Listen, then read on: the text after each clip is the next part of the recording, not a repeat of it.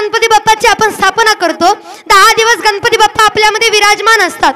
पण ऐका, आपण लेकरं गणपती बाप्पाची देवा स्थापना करतो. गणपती बाप्पांना जेव्हा मूर्ती स्वरूपात विराजमान करतो, पहिल्या दिवसापासून ते 10 दिवसापर्यंत, 10व्या दिवसापर्यंत 10 दिवस गणपती तुमच्या आमच्यामध्ये असतात, गणपती बाप्पा तुमच्या आमच्यामध्ये असतात.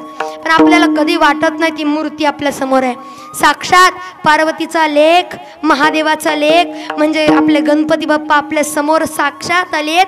लेकराचा भार वाहण्याकरता, जगाचा भार वाहण्याकरता, जगाला अफाट प्रेम देण्याकरता बुद्धीचं दैवत म्हणजे आपले गणपती बाप्पा आपल्या समोर आले.